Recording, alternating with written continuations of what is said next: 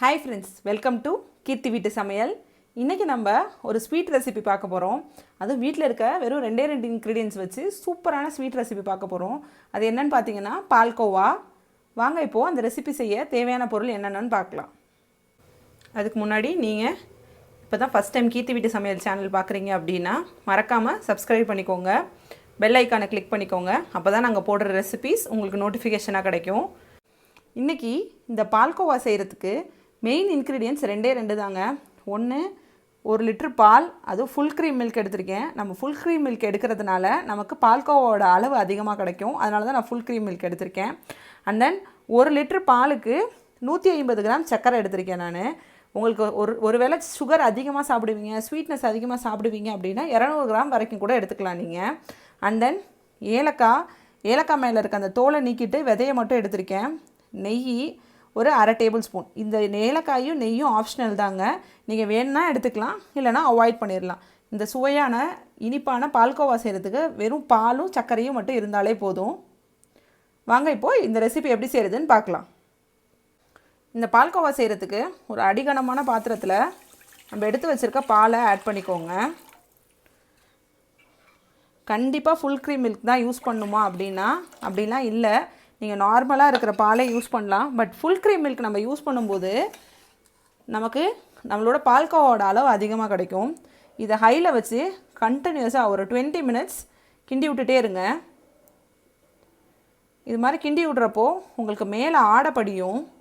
அந்த ஆடையும் எடுத்து பாலுக்குள்ளாரே விட்டுட்டே இருக்கும்போது தான் அந்த பாலோட ஏடுன்னு சொல்லுவாங்களோ அதையும் எடுத்து இந்த பால்லேயே எடுத்து மிக்ஸ் பண்ணுங்கள். அது மாதிரி நீங்கள் மிக்ஸ் பண்ணும்போது என்ன ஆகும் அப்படின்னா உங்களுக்கு திக்னஸ் இன்க்ரீஸ் ஆக ஆரம்பிக்கும்.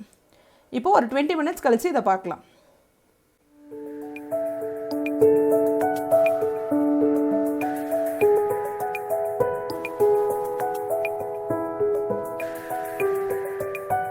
இப்போ பாருங்கள், சரியாக 5 நிமிஷம் போல் ஆச்சு. இந்த 5 நிமிஷம் ஆகிறப்போ இந்த பால் நல்லா பொங்கி வர ஆரம்பிக்கும். அப்போது ஜஸ்ட் லைட்டாக அடுப்பை நல்லா சிம் பண்ணிவிட்டு இதுக்கு மேலே இருக்க ஏடெல்லாம் உள்ளார எடுத்து விடுங்க.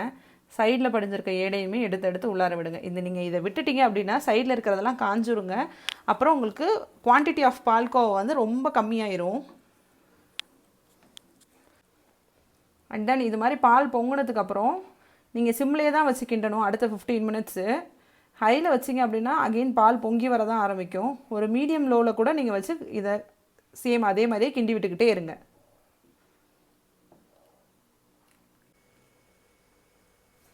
இப்போ பாருங்கள், அடுத்து ஒரு 15 மினிட்ஸ் ஆகிருக்கு.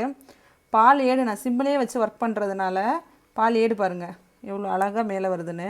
இந்த ஏடை திரும்ப அந்த பால்குள்ளாரையே எடுத்து விட்டு கரண்டியில் இருந்துச்சுனாலும் நல்லா பால்குள்ளாரையே கலக்கி ஜஸ்ட்டு கிண்டி விட்டுக்கிட்டே இருங்க. அண்ட் தென் பால் பாருங்கள் நம்ம வச்சதுக்கு பாதி அளவாக இப்போ குறைஞ்சிருச்சு. இன்னொரு 20 மினிட்ஸ் சேம் இதே மாதிரியே ஏடை எடுத்து வில்லார விட்டு நம்ம கிளறி விட்டுக்கிட்டே இருக்கணுங்க. இப்போ பாருங்கள், நம்மளோட பாலோட கலரே ஒரு மாதிரி லைட் ப்ரௌன் கலருக்கு மாறிடும். இந்த ஸ்டேஜில் நம்ம எடுத்து வச்சுருந்தோம்ல சர்க்கரை, அதை ஆட் பண்ணிக்கோங்க. நீங்கள் சர்க்கரை ஆட் பண்ணோன்னே லைட்டாக இது தண்ணியாக ஆரம்பிக்கும். அகெயின் ஆட்டோமேட்டிக்காக இது கெட்டியாகிக்கும். உங்களுக்கு இன்ட்ரெஸ்ட் இருந்துச்சு தேவைன்னு நினச்சிங்கன்னா மட்டும் ஒரு ஸ்பூனுக்கும் கம்மியாக இன்றைக்கி நான் பாதாம் பவுடர் ஆட் பண்ணியிருக்கேன். சுகரோட லெவலை கம்மி பண்ணிவிட்டு ஒரு டேஸ்ட் இன்க்ரீஸ் பண்ணுறதுக்காக பாதாம் பவுடர் ஆட் பண்ணியிருக்கேன். வேணும்னா சேர்த்துக்கோங்க, இல்லைனா அவாய்ட் பண்ணிடுங்க. இது இப்போ இந்த சக்கரை கரையிற வரைக்கும் தான் பதம். அதுக்கப்புறம் நம்மளோட பால்கோவா ரெடி ஆயிரும்.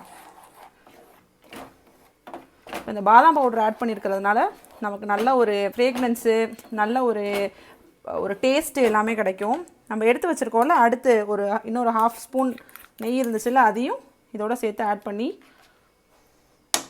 அவ்வளோதான் கண்டினியூஸாக கிண்டிகிட்டே இருக்க வேண்டியதுதான். இந்த டைமில் லைட்டாக ஹையில் வச்சுக்கோங்க அடுப்பை.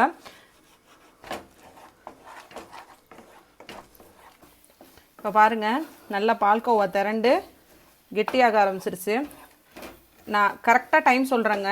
நீங்கள் 1 லிட்டர் பால் நான் எடுத்த மாதிரி ஃபுல் க்ரீம் மில்க் எடுத்தீங்க அப்படின்னா எக்ஸாக்டாக 45 மினிட்ஸில் நம்மளோட ஹோம்மேட் பால்கோவா ரெடி ஆயிடுது.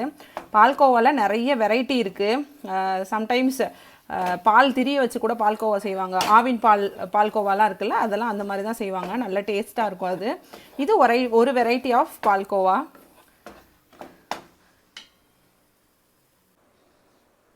அவ்வளோதான் ஃப்ரெண்ட்ஸ், நம்மளோட சூப்பரான ஹோம்மேட் பால்கோவா ரெடி ஆயிடுச்சு. இந்த பால்கோவா ரெசிப்பியில் ரொம்ப ஒரு இம்பார்ட்டண்டான டிப்ஸ் ஒன்று இருக்குது. நீங்கள் சுகர் போட்டதுக்கப்புறம் 5 மினிட்ஸ்க்கு மேலே அடுப்பில் வந்து பால்கோவா வைக்காதீங்க.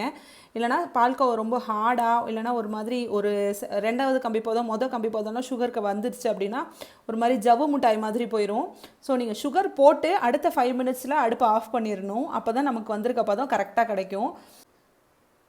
இந்த ஈஸியான ரெசிப்பியை நீங்களும் உங்கள் வீட்டில் ட்ரை பண்ணி பாருங்கள். வெறும் 2 இன்க்ரீடியன்ஸ் தான்.